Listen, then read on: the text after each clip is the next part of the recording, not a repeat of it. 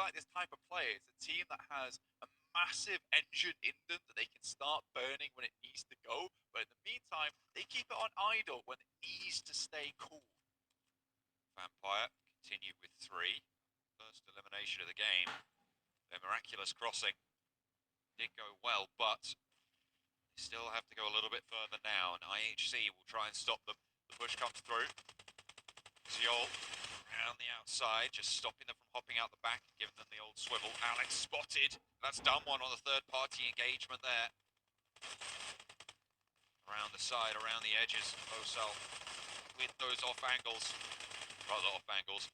The high ground position will be good. HVVP dispatch power in the meantime, but IHC actually doing a lot of work. One player down, looking for the flush, will be able to find it. Steps out, doesn't take any damage. This is really masterfully played here by Ziol, but finally does get taken down as Ravenclaw sent out wide. Vampire knocked down to 2, but they are still alive from Le Corberia. Nades from HVVP now being sent over towards Alpha 7 as they lie down the hill from them. And that's a position that nobody really wants to be in when HVVP are on 4. Yeah, I mean, Alpha 7 is in a really tough spot. A lot of teams over from the city were available and angling themselves towards where Alpha 7 were playing. Meku picks himself up a massive 4K there. Really good stuff coming through from him. Will just clear out a huge amount of space. Not the 4K, just the 3. So Revo's still up and kicking. Meku, oh dear me. I think without the level 3, that could have been game over for him. Blessing his lucky soul, he did hold on to that for a long while, but look how looted and booted these guys are.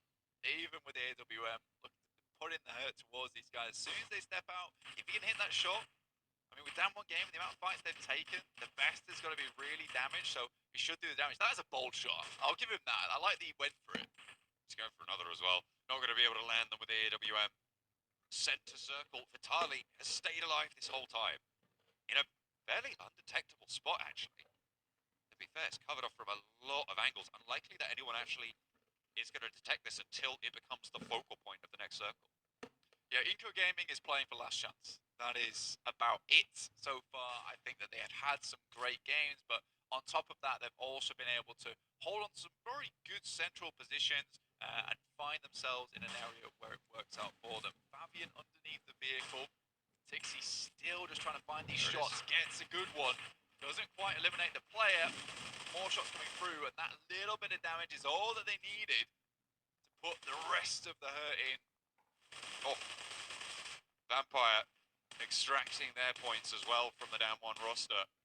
They get pulled apart at the seams by everybody. 15 eliminations now for HVVP. This early into the game, at 26 minutes with 13 players still alive. This is mad coming through from the squad. Tixie lands another orb shot. Kitsune picks up the point for them.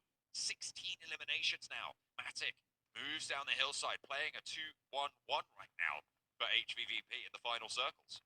Oh, this is a disgusting game coming through from HVVP. Matic spots the player, but it's quickly refragged there from Meku.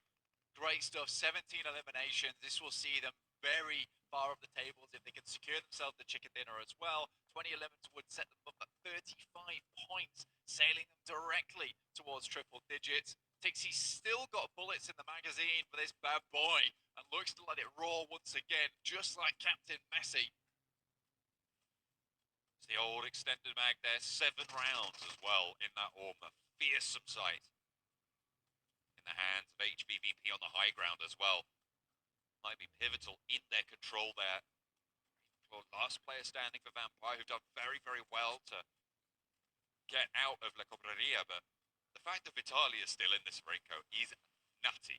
He is in such a sequestered little spot as well. There's no angle where you can see him until you push in, and that's going to be HVVP's task. I think for Inco Gaming, they'll be hugely pleased with this, and I think it'd be very unlikely not to see them going through to last chance now. The amount of times they've been able to go for this playing possum play and get towards the end of the game is great news. I mean, I don't expect anything massive coming out from them in last chance just yet. I still have my reservations about this team, but what I will say is that they are absolutely dogged and determined to get towards the end of these survival stages, get there with massive amount of points remaining. The the meantime, though, HVVP have absolutely revolutionized their gameplay. Unfortunately, it is Nima with the backtrack, finds one, that's Meku. No real availability to go back and pick him up now, so for the rest of the team, it's about getting that damage in, getting that utility thrown. It's a great Molotov. It hits a nasty burn onto one of the players, and Matic's able to pick up a flaming kill on that side, looking to put a barbecue on for the rest of Skylights Gaming. Oh, Vitali's down. I think they managed to pick that one up. So Inco are out. With the chaos being sown by the forward position from HVVP, there's potential to go for this res. It looks like they might be able to do so. And Ravenclaw is capitalizing on it as well. Goodness me, that is a mad crawl. So bold coming through Nima. That could be good. Just over the wall. Is it too short? I think it didn't quite make it over.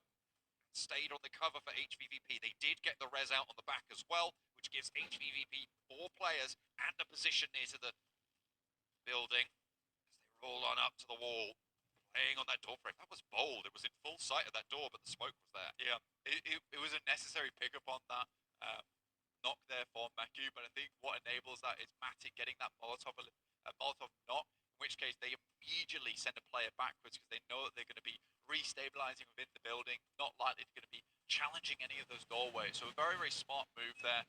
Yes, it doesn't provide elimination, but it does give you, it's more of an even fight to take versus the guys from Skylights Gaming. This circle, if HVP can get them to a position down towards the south side, you know, it will be a case of Skylights Gaming having to leave this building into the sightlines of HVP. Of an AUG in Kitsune's hands and the accuracy coming through from these guys, it's going to be super difficult to leave. Meku already finds one. And there's another as well for Tixie on the off angle. Skylights Gaming, they had to move. You're right, Blank. But hang on a minute, there's an answer. There is a shot over towards Meku, and Ravenclaw is still here. Skylights are down, 3 players standing, and Vampire make it all the way up to second. But you're right, over 20 eliminations now on the cards for HVVP. Legendary coming on through. That nade, he steps out, gets